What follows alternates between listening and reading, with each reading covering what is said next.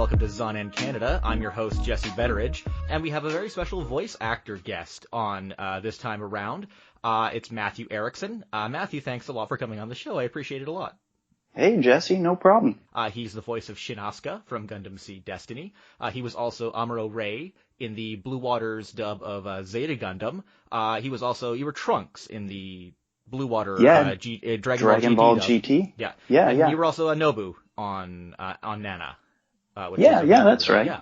Yeah, Matthew, you're from a particular breed of voice actor that we've been seeing a lot more of over the last probably decade now, and that you are an anime fan in addition to a person who does voices in anime. Oh yeah, for sure. Yeah. So were you into anime before you sort of started down the voice acting path, or is it something that grew as you worked more on those projects? Oh, it's kind of interesting because I started off out in Alberta at Chinook Animation. And so, yeah, I loved anime when I was, in high school. I was watching, DBZ and all of those, in the original Japanese. But on the, you were getting the tape subs back then? Yeah, seriously, yeah, I was watching them on VHS. Wow. And then I saw they were holding these auditions. I was in theater school. I auditioned, got a job doing, I think my first anime was, Ayashe no Ceres. Yeah, the old Viz, dub of that one. Yeah, that's right. And so I, went and did a string of, work with them out there, did Zoids and, Banner of the Stars and Crest of the Stars. And I remember when I found out that they were doing Dragonball GT, even at that point, I kind of knew that Dragonball GT was trying to think of a PC way of putting it. Yeah, exactly. I knew that. The ass end of the series. Exactly. But at the same time, I really wanted. I just wanted to be involved in Dragon Ball at any cost, and so I went in there and I was like, look, I love this series. I want to do this. And, it turned out I got, Trunks in that, and that was all pretty fun. Yeah. And when I was working there, the guys there and in the studio, like the directors and Brad and Cam, the engineers, they were all into anime too. And so they gave me a good long list. I'd watched pretty tame stuff when I was younger. Probably, DBZ was probably the most intense anime that I'd seen. And boy, they opened my eyes to like Akira and Ghost in the Shell and all of those other ones. And I was like, wow, this is an amazing genre that, really, I hadn't really been exposed to otherwise. So it was a little bit of both. Fan before, bigger fan during. Before you started doing those anime roles, was that sort of your first foray into acting, or had you dabbled in it with other things before that? Yeah, actually I was in the process of getting my, sort of an applied degree in acting at the time. So I was a theater actor, and, I saw the audition posting I think it was through the theater school that I was at. So that was it. I hadn't done any voice acting before, but yeah, I was a theater actor. And I guess at the Chinook Studios or Blue Water Studios, or I'm not sure how it's organized. Yeah, it's Chinook, sort of Chinook is Blue Water. Yeah. They often go by a number of names. So I guess they were just reaching out to theater students for their casting at that time. I don't think it was particularly for theater students. I think there was a lot of, I remember like Dave Pettit, who was a professional radio personality. There were a number of different, people who were involved at Blue Water through Chinook there that came from all walks of life. But, there was a lot of professional theater actors that were there too. Your first really big role was Trunks on Dragonball GT. What was your experience like working on that series, or how did things go down at the studios when that show was being worked on? Oh man, that was super exciting for me. I loved that. while I was doing that, I was also doing the lead in Zoid's Chaotic Century too, and I was kind of on top of the world when that was all going on. It was a lot of fun. Everybody at the studio was having a pretty good time, I think. So, yeah. So, of course, Dragon Ball GT, there were 2 dubs of it. There was the Blue Water dub being produced in Calgary and the one being produced in Texas. Did knowledge of that other dub ever factor into the way that this one was being handled, or was it just sort of off in its own universe and no one really cared about that? Yeah, no, just this last summer I got a chance to go down to Texas and chat with some of the Funimation guys, and they do really good work, but they're 2 kind of different systems, north and south, and I think we try not to cross-contaminate too much. Of course, it informs a little bit, but for instance, I'd never seen any of the Dragon Ball GT, that they were making. I don't even know if they made it first or after us. I just never saw it. Pretty much simultaneous, I think. But yeah, I mean, I think a lot of people probably just watched Dragon Ball GT, whatever was airing on TV for them. And for people in Canada, it was your version, the Calgary version. Yeah. I certainly never went to any effort to seek out the Texas dub of Dragon Ball GT. I wouldn't see the point in that. But yeah, your version was the version for north of the border, which, usually that doesn't happen with most anime. And in Dragon Ball, there's always this weird dichotomy where there's the Canadian version and the US version, or there's always 2 dubs. I think with Dragon Ball Super right now, there's a Texas dub and an LA dub. No Canada option in that case. Yeah.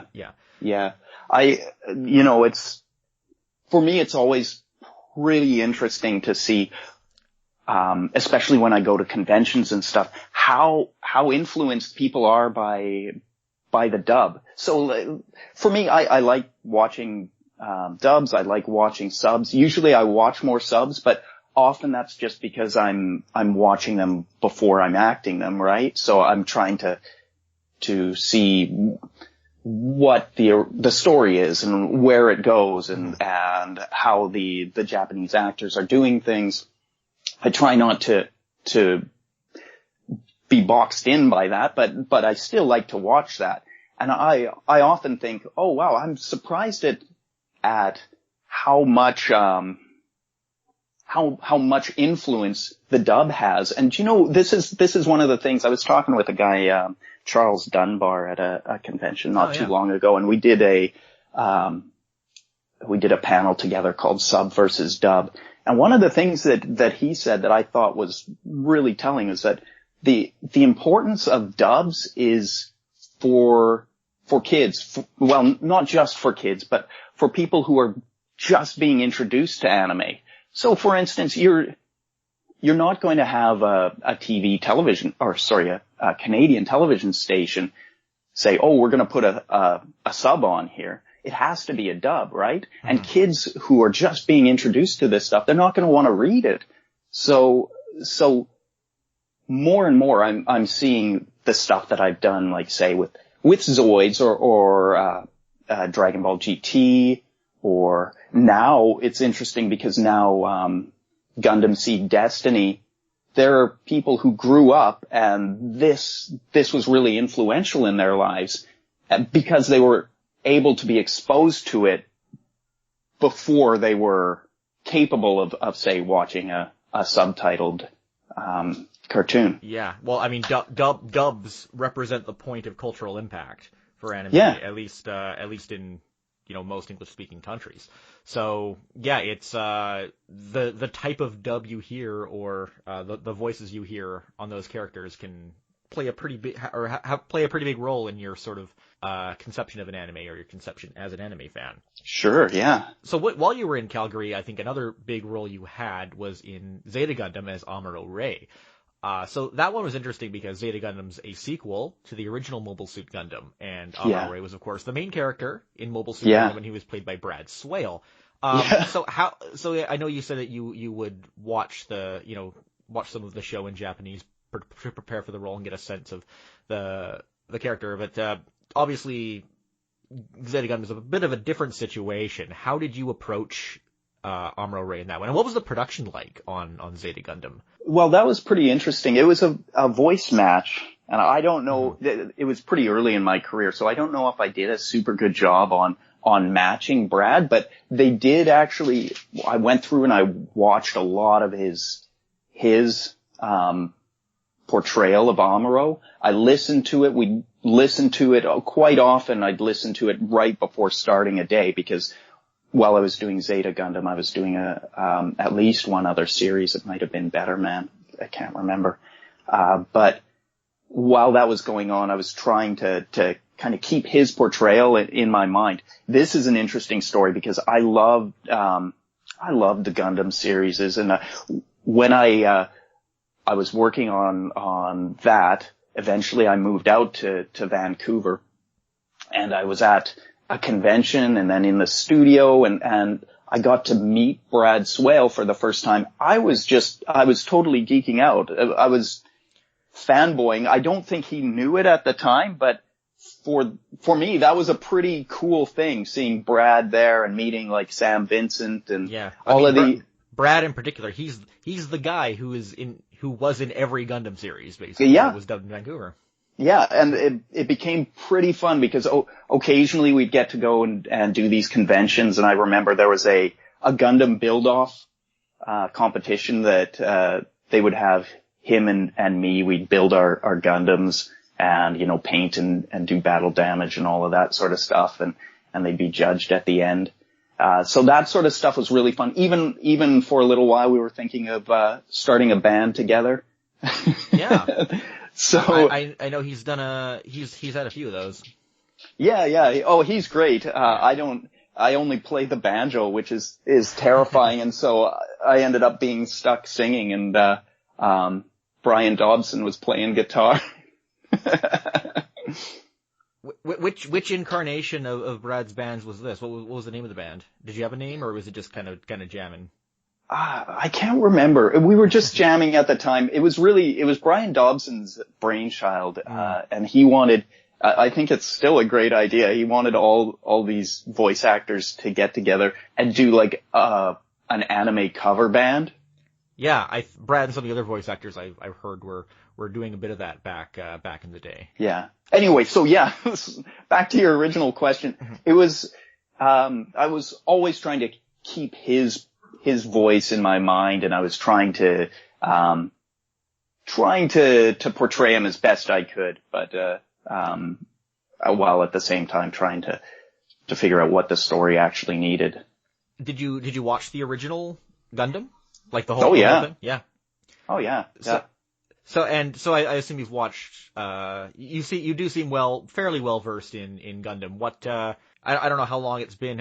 How do you feel about Zeta Gundam in general compared to the original? Do you have any thoughts on that? You know, I think the original holds a bigger place in my heart, just because it's kind of the classic story. And I think it shows in a lot of the future Gundam series too. Like even Gundam SEED Destiny, you have this boy who somehow tragic things happen to, and he's forced into a situation where he has to fight or die, right? This is kind of a classic or archetypical tale, and I think that was really strong in the first Gundam, and it was really the first time I'd seen it. So for me, it holds a kind of magical spot, and I have a couple of the scale models that I keep around, and the original Gundam is one of them. I know with the dub for the original Gundam, Sunrise Studios, specifically the creator of Gundam, Yoshiyuki Tomino, was heavily involved. But I've gotten the impression that wasn't really the case with Zeta Gundam. They're not quite as protective of that one compared to the original. So I guess the Japanese side was pretty hands off with the Zeta Gundam dub. I can't really remember. Yeah. I can't really remember. But you know what? Those guys, even for Gundam SEED Destiny, a lot of the time, the Japanese studios, they're very hands off. They're not really, it's not that they're not interested. I think they just kind of trust the way things are going. There are very few studios that I've worked for that are really hands-on, need lots of retakes, want to see an artistic direction from a character different from where the director and the actor want to take that. But usually those are American studios like Disney and stuff like that. So you mentioned that when you played Amuro, you were doing a voice match. Was that a common thing that the actors in Calgary were doing? Because I know a lot of projects would be set to be recorded in Vancouver, but then would be moved to Calgary after a certain point. Yeah. This was the first one that I'd ever done, but definitely, I think Calgary was definitely the B team, or the farm team. And when things got really busy in Vancouver, they would farm that out to them, or to us. But usually it would be more like series that people weren't such big hits.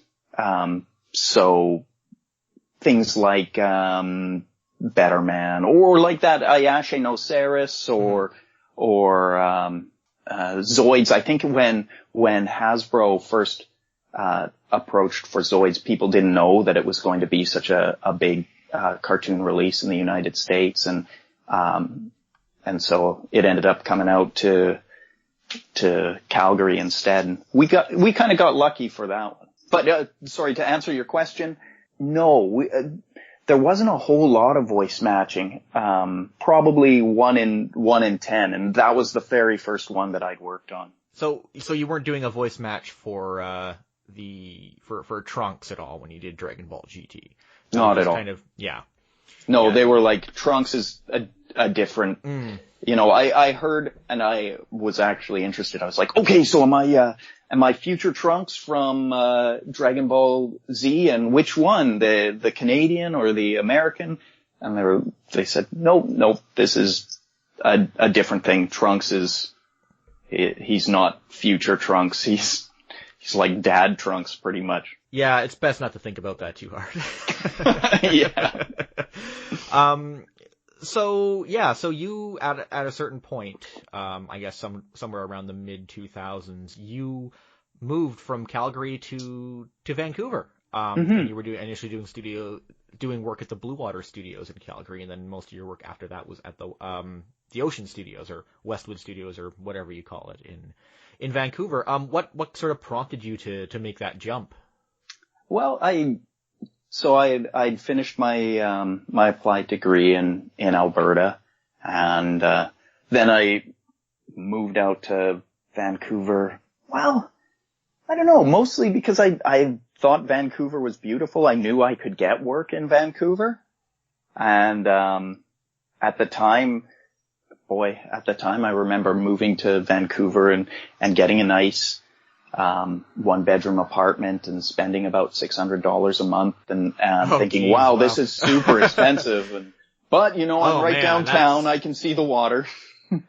one-bedroom apartment for $600 in Vancouver. Wow. That's outrageous. I know. It doesn't exist anymore. Yeah. But that was about in 2003, and I thought I was living the life. Was moving from, one area of work to the other, was it like, moving to the big time compared to doing work in Calgary? Oh yeah, for sure. I thought, I thought that Vancouver was the be all and end all, and I came out here to visit, and it was like going to the Bahamas. It was really nice. So I loved coming out here, and I thought, well, when I can, I'm just going to move out there. I had a lot of contacts. Some of the casting, people that I knew from Calgary, they were in Vancouver as well. And some of the directors did a little bit of back and forth. And so I was able to kind of use those ties to get a little bit of work, and did some incidental work. And then really the big one that I got, or the first big one that I got in Vancouver was Gundam SEED Destiny. And just before we get into Gundam SEED Destiny, what was your experience like working in the studios and with the with the staff in Vancouver versus in Calgary? Because there's a lot of differences. Like one's union, one's non-union. You have a whole different set of people you're working with on both sides. Like how do you find the experiences compared? Yeah, so like you said, the Calgary shop there, that's non-union, or it had a union, but it was its own separate thing. It wasn't ACTRA or UVCP. Right. And then moving out here, that was a big difference, having to have an agent say, and having to look at being in the union and all of that. That was different. But in terms of the studio itself, it was pretty similar. I've worked on film sets, and there's in my opinion, a big difference between union and non-union film sets. But the thing about animation, and especially, cartoon dubbing, is that usually, I think Chinook out there, they were really professional, and usually, it's pretty laid back. So I remember going in and relaxing in a green room and, meeting Lee Tokar for the first time. Like, oh wow, this guy has done so many things that I love, but at the same time, he was just there for an audition, right? And you sit down and you have tea, and a studio is kind of a studio, and I love voice actors because voice actors are not stars. They're people. And that, I think, was something that didn't change going from one place to another. In fact, even when I've been down and done conventions in the United States and stuff, occasionally you'll go to fan expo type conventions, and you'll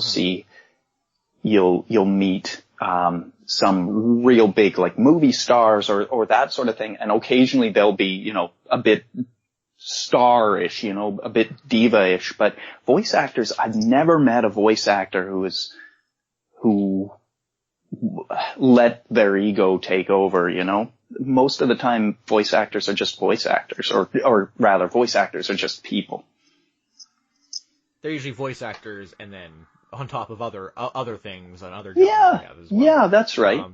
Not like in Japan, where there's a whole, I know what you're saying. Yeah, a whole industry around selling voice actors as personalities. I know, yeah. And I sometimes, like, when I was down in Texas at that convention, there was the official kawaii ambassadors from Japan that showed up as well. Oh my God, they actually called them that. I know, yeah. And boy, were they ever kawaii.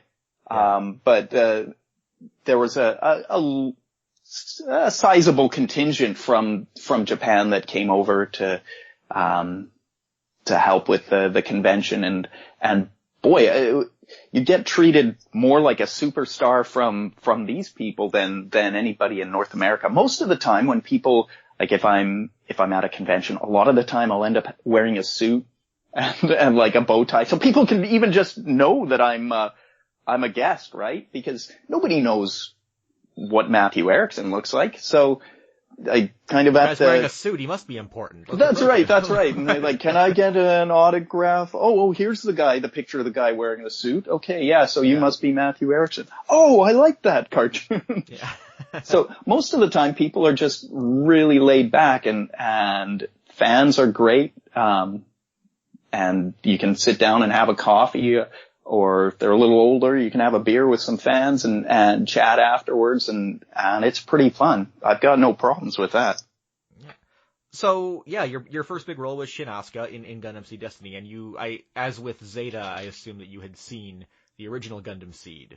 No. Yeah. So I'd seen Gundam SEED, but this was one, oh, Jesse, this was one that I'd seen Gundam SEED, but I hadn't gone through the whole series. I had seen nothing of Gundam SEED Destiny before I started on the first episode, and boy, I remember James, who was the director, being like, okay, so, we got first episode here. Let's just, give it a once through. We'll try to go, run it through once. And I'm looking at the script and I'm like, okay, so what does this mean here? Sees sister's phone, sees sister's hand and, all of this stuff. And it was such a big shock for me to go through that first episode and be like, oh my goodness. So wait, there's his sister's severed arm over there. Oh, okay. Yeah. His parents have just died. Okay. He's screaming to the sky. Oh, okay. Yeah. This will be fun. But they certainly go straight for the visceral impact I had no idea going into it that's what that would be like at the beginning. Of course, it's a Gundam series, so you kind of get a little bit of that. But this was, it was a big surprise for me. Also, that role had a specific impact for me too, because as I was in that role, I had just lost a family member too. Oh, and so I was like, at one point, oh man, I don't want to give, oh well, it's an old series, so like there's spoilers. So spoiler warning for Gundam SEED Destiny. Yeah, after the whole like Stella, portion of the series, and there's one point where James is like, okay, this is gold. Let's keep going. I'm in the booth and there are tears streaming down my face and I'm shouting and screaming and doing all of this stuff. And then he's like, this is good. Let's keep rolling. And then at one point I'm supposed to scream out Stella and I scream out the name of this other person. Oh.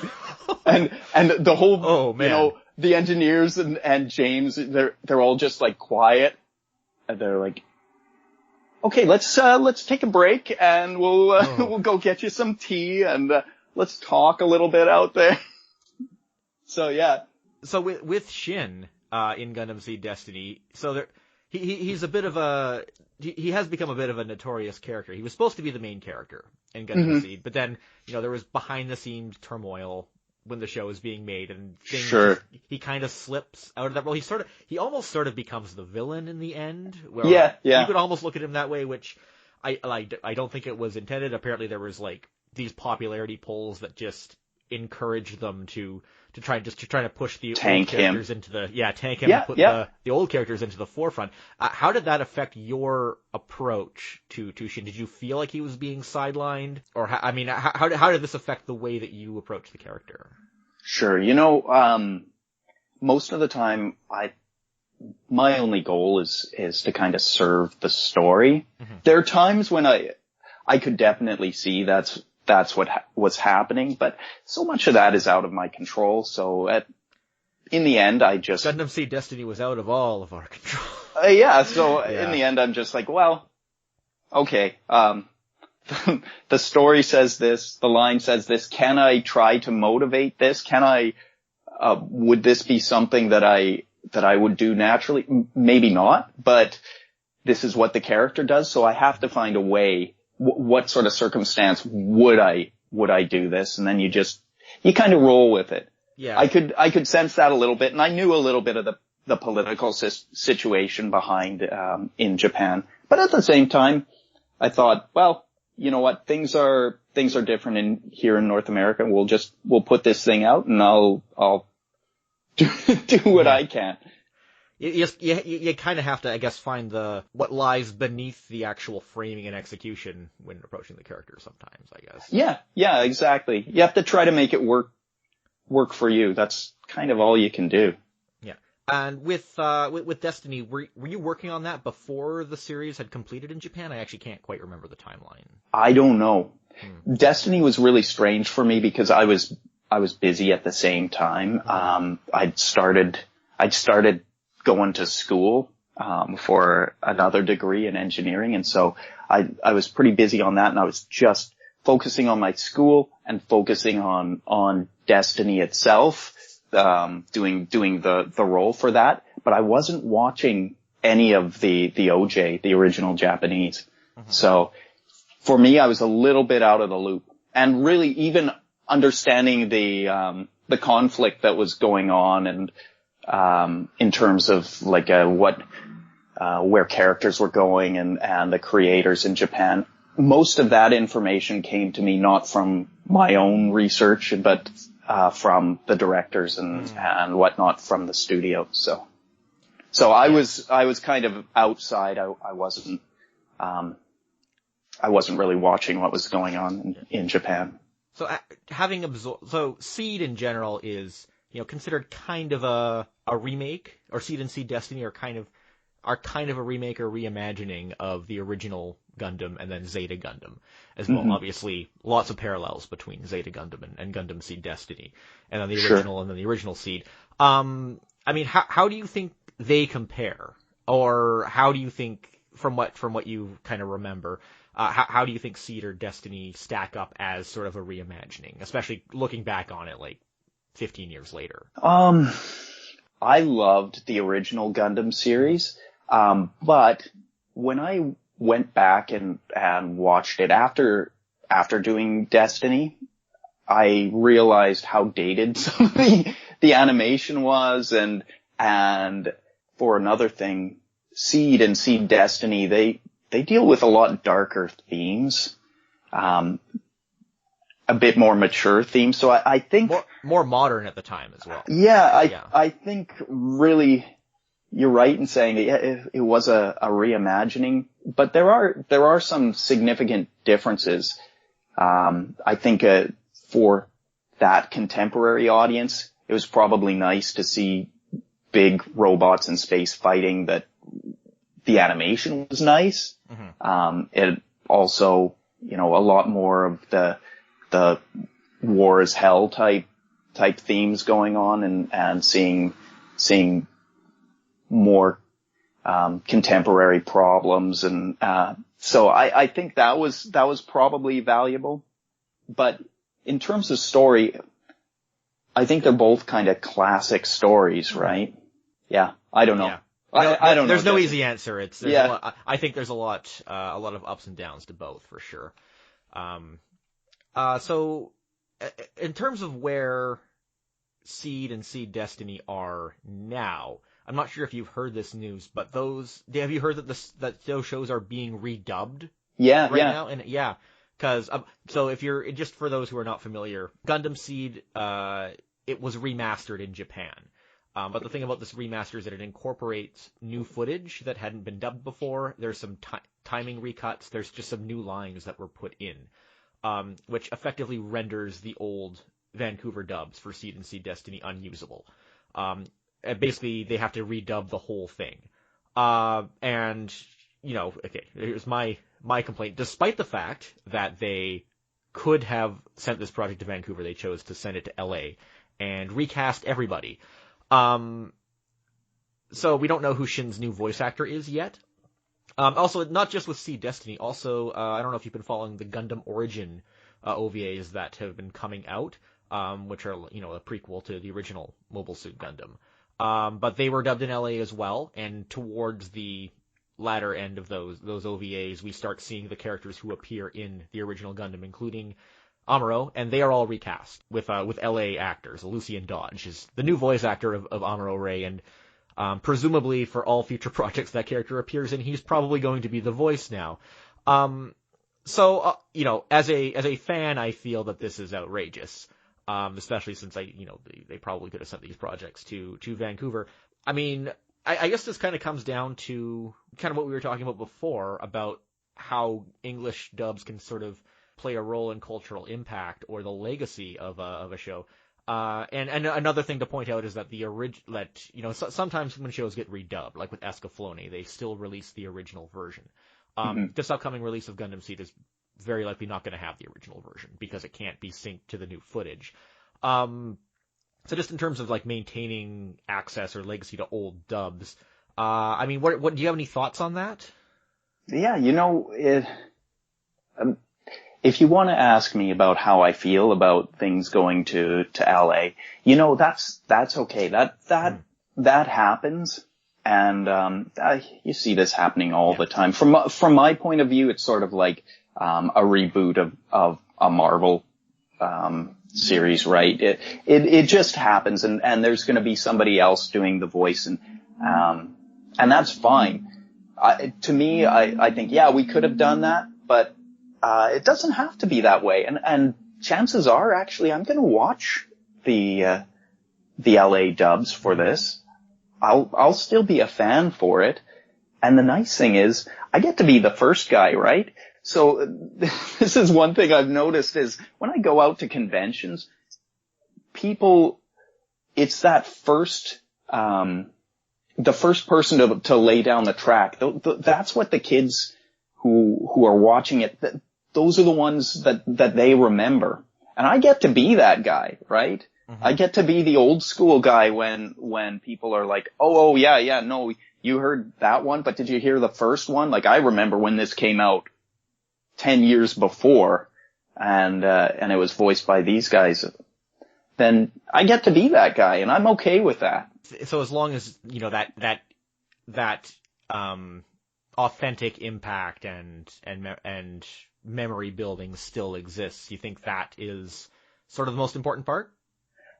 Yeah, there, I guess so. I really, Jesse, I'm just happy to be a part of this in general. And so when stuff goes to LA, I'll be interested to watch it. I'm glad that I got to be a part of it. In terms of maintaining access to the originals, boy, I've got a bunch that are on Blu-ray disc, and I know they're not, they're not going to go anywhere. Yeah. I mean, the dubs are never really going to disappear. They're just they will no longer be in circulation, but if you want them, you can get them. That's like Zoids. I don't know if, I got a bunch of Zoids, and I got some Zoids toys from Hasbro when they first came out. They sent me a bunch of stuff, and I was looking online now, and you can still get the series, but it's super expensive. I wanted to get a copy of the whole Zoid series and a copy of the whole Banner of the Stars, Crest of the Stars series to send to some friends, and Banner of the Stars, Crest of the Stars, that was easy to find. You get that, it's like I think $40 for the series. Zoids, you're looking at hundreds of $1,000, $500 for the series of Zoids, but you can still get it, and you can still find it illegitimately out there. So I don't think the original copies are going to disappear entirely. People will still find it and have access to it. My view on the whole SEED Destiny thing, the thing is that because SEED was it kind of flopped on US TV, I almost feel like that Sunrise and the Japanese side don't really care about how anybody feels about the dub, because it flopped on US TV, so in the US people just sort of they watched the fan subs, they bought the DVDs and probably just watched the Japanese track. So they don't, from their perspective, it's like, you can redub this and no one's really going to care. I almost feel like they're overlooking the fact that it was a hit in Canada, and most importantly, kids watched SEED and Destiny on YTV. That's kind of where a major impact happened here that didn't happen in the US. And it just bugs me that they don't seem to care about that anymore. They kind of overlook the Canadian audience in that. So you tell me, Jesse, what was the big impact in Canada for SEED and SEED Destiny? Well, you gotta, because the thing is that I don't know if you caught. Yeah, I know you mentioned you don't generally watch the shows when they air on TV. When SEED aired on YTV, it was during the launch of their Bionics block. Because Inuyasha was a big hit. It wasn't more popular in Canada than it was in the US, but in Canada it was like the number one Google popular query in 2004, which is signifies a significant impact. And so YTV latched onto that. They launched the block. SEED was one of the first shows on it, and it was sort of it kind of reached a mainstream audience in a way that Gundam Wing hadn't. They had kind of Gundam Wing didn't really reach its full potential up here because it wasn't scheduled very well. With SEED, they were a little more focused. They gave it a good, accessible, regular time slot. It wasn't, it was edited a little bit, but it wasn't edited too badly. And, people responded to it, and they ran the show like 4 or 5 times. It Really? was never, yeah, it was like between 2004 and 2007. It was never really off the air. If it was off the air, it wasn't for very long. They ran it on weekdays. They gave it multiple runs on like Friday and Saturday nights. It was, it was kind of inescapable for a while. So, versus the, of course I gotta compare it to the US, but versus the US where they ran half the show on Saturday nights and then it got shoved away to a 1:30 in the morning death slot. Right. So, and then Destiny never aired. So, SEED definitely had a place in the, Canadian cultural eye that it did not in the US, or most other English-speaking countries for that matter.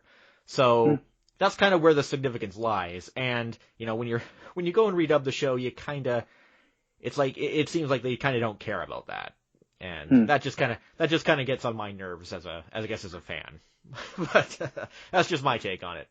Hey, well, you can be like the ultra cultured guy that can say, well, yeah, that it's okay, but it's not as good as the original. Yeah. Yeah, just you can hear me talk about that all the time. Come to my panels at anime conventions. Yeah. I guess we'll talk about one other project you worked on, Nana. That was one of the better that was coming out of a time period when I feel the Vancouver studios were putting out really high quality work, like with Black Lagoon and other projects. As well. Yeah. Nana was sort of part of that that family of projects. Can you talk about working on that show a little bit? I love that show. It was a lot of fun. I liked so when something is written and then translated and then it comes into English, you don't just need a translator, you need another writer to turn that back into good English, into a good story that not only seems plausible in terms of linguistically, like the way people speak, it has to seem real, but at the same time, these guys are also trying to deal with, at Ocean, they call it the word fit system. And I think every studio has their own proprietary system where they're trying to deal with the mouth flaps, right? So, you've got this translation and then you've got to turn that into realistic dialogue while following this word match system. And for Nana, I think it was a great story, but I think one of the best things, or one of the biggest parts of kind of the heyday of Ocean Studios was the writing. I think those writers were really good. Nana had a good writer, a British guy named Ian Farthing. Mm-hmm. And I think he did a bang up job of that. And I remember reading the scripts, like flipping through the scripts and thinking, yeah, this is a compelling story. It's interesting. It's a rock star soap opera, but it's pretty interesting. I think a lot of that had to do with, well, it was a good story. The animation is interesting. It's definitely not your standard anime, in terms of the animation style. It's a rare, the writing is good. Yeah. Yeah. It's a rare, fairly higher budget shoujo series coming out of, I think, Madhouse at the time. At a time when you weren't even really seeing much shoujo as well. Yeah. So I really like that series. I've got a little poster and a bookmark from working on that series, and I keep that in my office all the time. And I'm glad to see it. I don't know if it still is, but it was out on Netflix, and I remember going through the series on Netflix. So you can watch it on Netflix now, I think. It's not there anymore, unfortunately. Oh, okay. But it was there for quite a while. I'm sure, I actually don't know if it's even in print right now, but I'm sure, not as a series, I'm sure we're going to see back again. And I think the chances of that one being redubbed are pretty low, too. So that's good. Yeah. You might not be able to answer this next question, but as I'm sure you are at least aware, so with Dragon Ball Z Kai, there was a dub that was produced in Texas, but there was also a dub that was produced in Vancouver about 7 or 8 years ago that is currently sitting in a vault. Were you involved in that project at all? No, I wasn't. I wanted to be, but I wasn't. Yeah. So I can answer your questions perfectly honestly on that because I was not involved. No. Okay, well, hopefully we'll learn more about that as time goes on. It's a big mystery, really, why that even exists and why no one will release it. Time will tell that story, I'm sure. So most of your work has been dubbing, but you've done a little bit of prelay. I know that most voice actors say they prefer doing prelay because they can sort of improvise or let loose a little more. What have your experiences with prelay been like? Okay, yeah, I did a series, probably the one most people know is, I did a series that was like 1 season long for, Disney, Sabrina, Memoirs of a Teenage Witch. And, in terms of prelay, you know, it's easier. So I feel like, yeah, you get a little bit more artistic license because you can kind of... You don't have to wrestle with word fit in that case.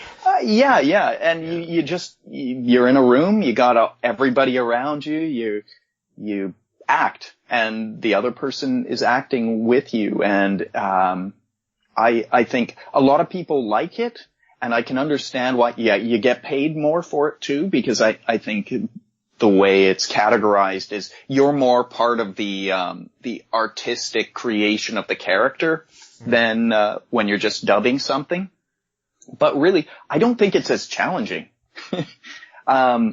It's kind of easy. You sit in a chair and you don't even memorize your lines.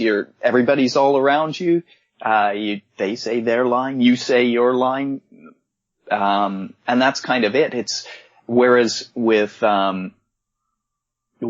dubbing something or doing the ADR, you really have to be focused. You have to be on your game, and you have to be thinking about 100 different things at once. You can't always just read off the page. You have to like spot memorize stuff, because a lot of the time you have to be watching the screen, trying to match the flaps, the mouth flaps. So I think it's a lot more intense, and I understand why a lot of people love prelay, and prelay's fun. Like, doing cartoons is fun anyway, but I've got no problems doing ADR, and I love doing ADR because I find it more challenging.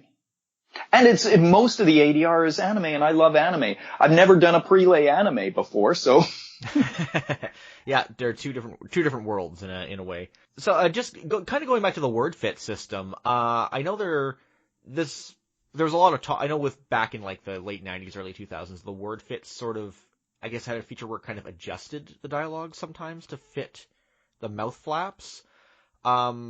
If I'm understanding that correctly, has that system, do you know if it's still used in Vancouver, if it's kind of evolved? I don't know. That's part of the whole technical black box that I'm not a part of at all. I know that that's one of the big selling features of going through Ocean, is that they use this word fit system. And I think it's kind of proprietary to the family of studios that Ocean's a part of. But I don't know how that works. It's like the secret sauce. Fair enough. It's more interesting if it's kept that way, perhaps. Yeah. So, we've talked about a lot of projects that are being redubbed. There are some new projects that seem to be coming to Vancouver now, but still not a whole lot. Do you think there's still, hope for new stuff coming in? Or has it really died down a lot in the last few years, you find? Sure. Well, the Canadian dollar's pretty weak, and that's good for things. They're interesting shows. Some shows where I'm like, wow, I didn't know how this would translate to an English audience, like Gintama. I don't know if you've been watching the I did. Yeah, I watched a little bit of that on Crunchyroll, yeah. Yeah, so that's being done here in Vancouver. So there isn't a month that goes by where I don't see something in my inbox about a new series coming to Vancouver, or go and do an audition for something. So it still happens. I think one of the big differences might be that more people, myself included, they're getting their own home studios, and that kind of decentralizes the the necessity for a big studio in some ways. I don't think the production quality is quite as good that way as going into a studio, but I do know some places that are like, wow, we can just do this, have so and so do the job at home and send it in to us and we'll be okay. So I think that's one thing. Also, lots of new Netflix work is coming into town. Yeah, that's true. So, is there, yeah, without, I know you can't, due to NDAs and stuff, you can't necessarily specify everything, but are you working on any projects right now? Sure, yeah. I think it's okay to talk about doing Beyblade right now. That one has been going on for a long time. I think I want to say forever, but I think actually the one we're working on is a reboot or a different series from the original Beyblade. So that one I know I can talk about. Gintama, I've been did some work on that one. I think that's pretty much all I can talk about now. I'm not like one of the guys that is in a studio 5 days a week. Mm-hmm. But yeah, I'm getting enough work to still say, oh, I'm still an actor, right? And you mentioned a lot of people working from home studios. I know a lot has changed in terms of how voice acting is orchestrated a lot over the last decade or so. And one big change, and I know this is apparently what's going on with Beyblade, is that a lot of the cast is from Vancouver and a lot is from Calgary. Before we always felt that those two factions of Ocean were like different worlds, but it seems that more and more they are commingling, and they're casting shows and having actors in both cities. I know that was the case with Kiesniver, it was the case with Beyblade and a few others. How have you? I mean, does this mean everyone's like just more disconnected? Do you have any thoughts on just how that change has affected the way production is handled now? ADR is disconnected anyway, right? It's like you're talking into a phone where the other person can't hear you, or you can't hear what they're replying to, and you just read off the page what you think they're going to say, right? So usually when you're doing ADR, you're stuck in a booth, you're by yourself. The big disconnect can be the directing and the sound engineering. I think if you're switching that up too much, then you can get a series that feels disconnected. But I think now, the Ocean, Blue Water, Chinook, these places do have enough crossover in terms of the technical side. The studios are very comparable. I've been in both studios. They're both very good. It's not like the Calgary studio is garbage. It's great. And their technicians are well trained and very good.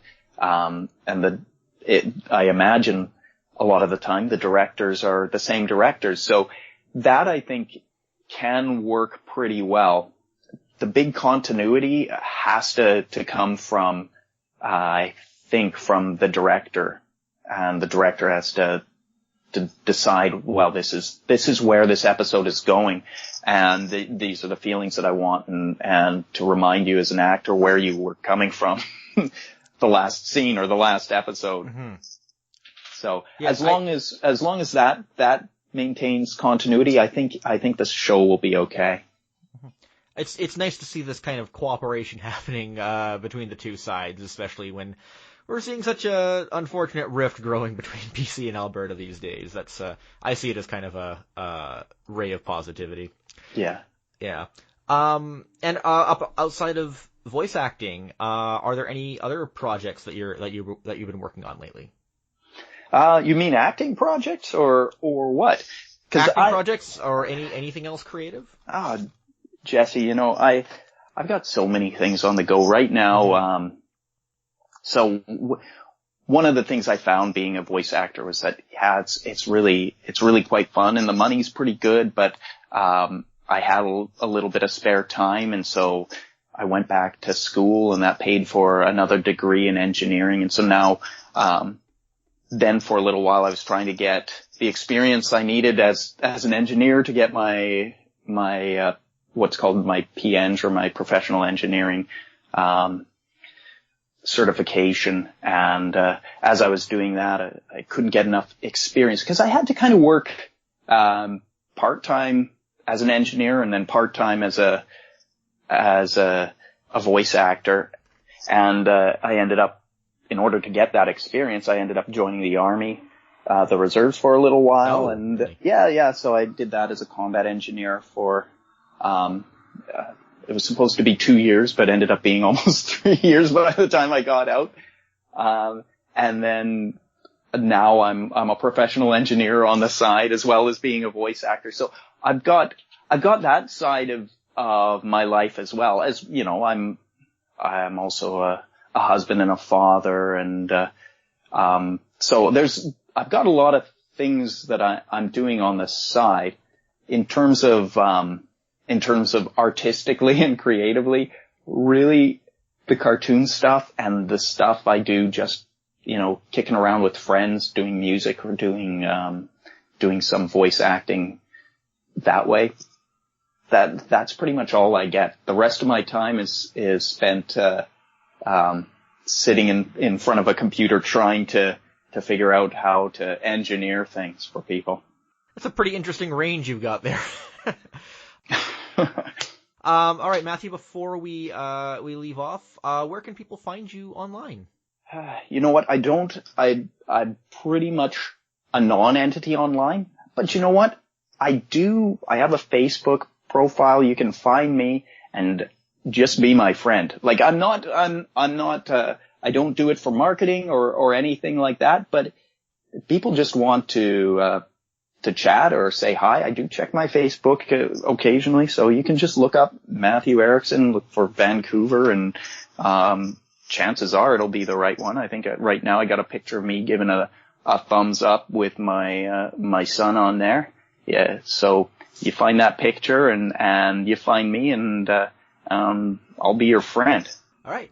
Well, thanks a lot for tuning into Zonan Canada. You can reach me on Twitter @jbetteridge or email zonancanada@gmail.com.